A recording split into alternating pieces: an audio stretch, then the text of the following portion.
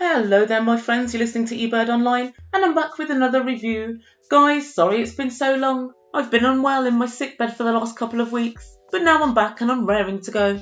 And just before we begin, a lot of you have been asking me to review the interviews that Andrew has been doing with regard to the situation with him and Amira. And don't worry, after I've done this week's videos, I will be doing a video on Andrew, so stay tuned for that. But today we're going to have a wander down memory lane, back to our old favourites, Angela and Michael. Please, if you haven't done so yet, don't forget to subscribe to my channel. And also, if you enjoy the video, don't forget to smash the like button. So without further ado, I give you Angela and Michael. And so Angela tells us that she's on a weight loss journey. So it's been 7 months since she last saw Michael, and during that time she's put on 30 pounds, which for guys in the UK is about 2 stones. And she tells us she hasn't heard anything with regard to Michael's visa, and she tells us she can't find out anything that's happening because of COVID.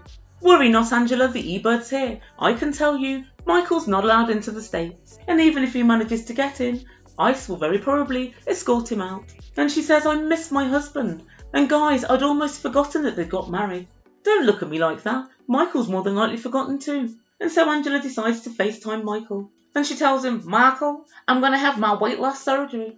And Michael said, please no, I've told you already. I don't want you to do it. Oh, Michael, you know good and well that you have absolutely no say. And she says, unless you can get here in the next few weeks, you can't stop me.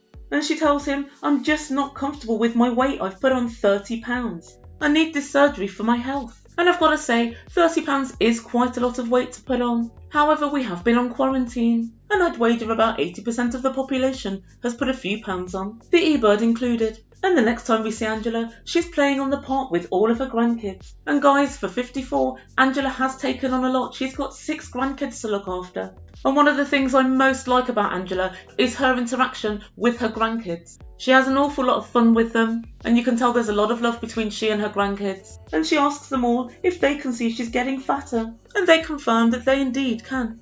And they let us know that, and they let production know, that she's getting fatter because she eats an awful lot of sweets. What does she eat? Cupcakes, donuts, candy canes, birthday cake. And Angela tells us she knows that surgery is quite risky, but she feels it's going to be worth it. So next we go over to see Michael in Nigeria, and he's learning how to change a nappy. And I think it's his sister's little daughter that he's changing the nappy on. And his sister is poking her nose into his relationship yet again, and she's very insistent that Angela provides him with a child. Sister, you do know how old Angela is, don't you? And you also know that Angela and Michael do not live in the same country. I'm beginning to wonder if she knows how physical distance and biology actually work. And she says that she's hoping God will help. So, no then. If God is involved, it's God that made her body that way. It's God that has decreed her body no longer has periods and therefore cannot create a baby. And Michael says he knows that she's getting older and her body clock is ticking. Really, Michael? Tick-tock, stop. I think you'll find it's probably stopped ticking at this point. And then Michael tells his sister about the surgery. And quelle surprise, his sister's upset. And she said, why is she having this surgery? It's so expensive and all she wants to do is look nice and look young. Why doesn't she save all this money and keep it for a surrogate?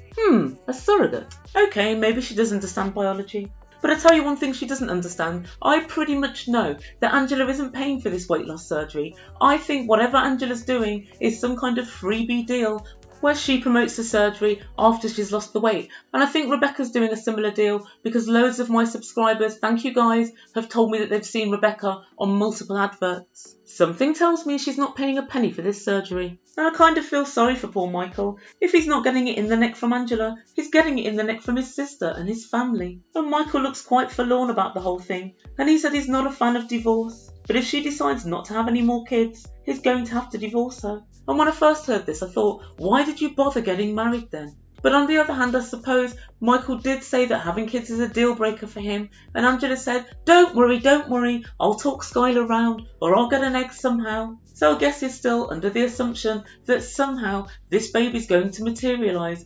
I'm not so sure. Guys, what do you think? Something tells me she's got an awful lot on her plate as it is with these 6 grandkids. Can she have another kid? It brings another dimension to the term hands full. And then we go back to see Angela and she's at home. And guys, it seems like she's moved. she's in a much different house. This house looks really nice. Or maybe she just painted the house, but it does look markedly different on the inside. Whatever's happening in Angela's life, she's on the up and up because it seems like she has more money than ever before. And as she FaceTimes Michael, he's moaning on again about her surgery. Sometimes, Michael, just sometimes, you're going to have to start to learn. If Angela gets something in her head, you know very well it's happening. So at this point, you may as well just support her. But he's having one last go. He says, I love you the way you are.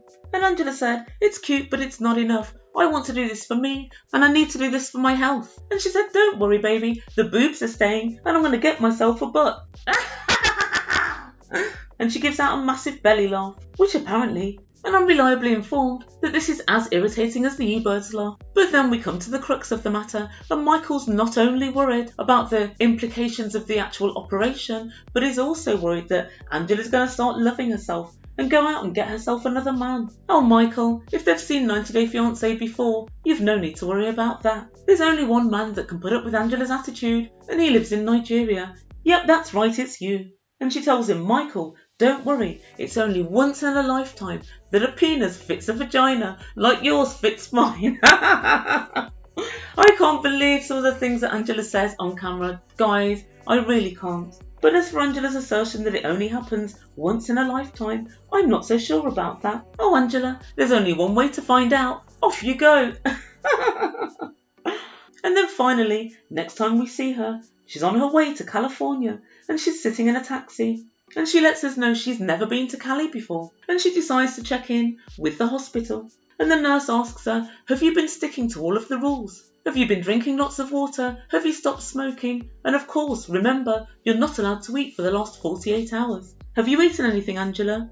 And Angela said, well, I made sure that I didn't eat anything. But then I got fairly hungry. Well, in fact, I got really hungry. So I had a few eggs and some sausage and grits, a gallon of orange juice, a few candy canes, some donuts, some sweets and some birthday cake. Oh guys, Angela's been eating just like normal. Come on now, Angela, if you want this to work, you have to at least follow the rules. And then the nurse asks, well, have you given up smoking?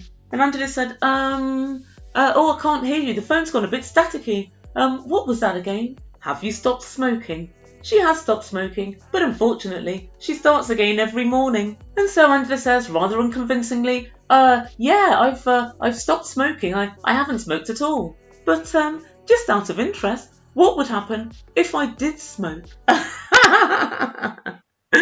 Oh, God. I.e., I haven't stopped smoking. I've been smoking just the same all the way through.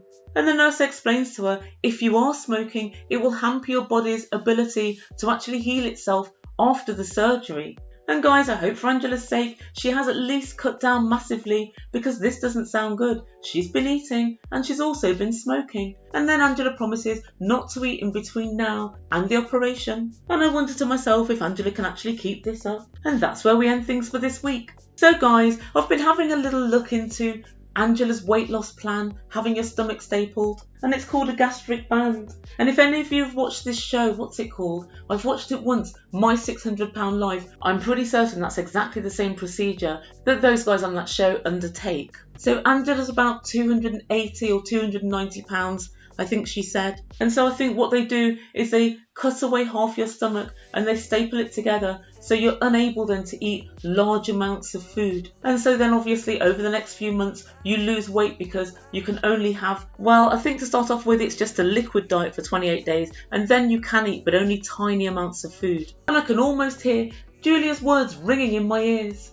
All you need to do is go to the gym and have some willpower. But Angela's been dieting for the last 4 weeks and all she's lost is 28 days of happiness. So I'm guessing she thinks this is her last shot and this is the only way she's going to lose weight. And I know in the UK now, this is quite a popular surgery and I think it does work really well. So guys, I'm quite excited to see how it actually turns out. But I do feel kind of sorry for Michael because obviously with any operation, you run the risk of something going wrong. And I think that's what Michael's major worry is. So guys, let me know what you think. Would you have this kind of surgery if you put weight on? Do you guys think it's worth the risk? And has anyone had it done? If you have, please let me know down below in comments. I'd love to see how it worked for you. And the other thing that I'm quite interested to find out on is how much Angela will focus on this whole baby plan now. Is she going to get a surrogate? Is she going to try and get an egg from somebody? Or get a donation and carry the baby herself? Or is she going to kind of say to Michael, do you know what, this isn't happening. There's going to be no babies for you. Every time we've seen Michael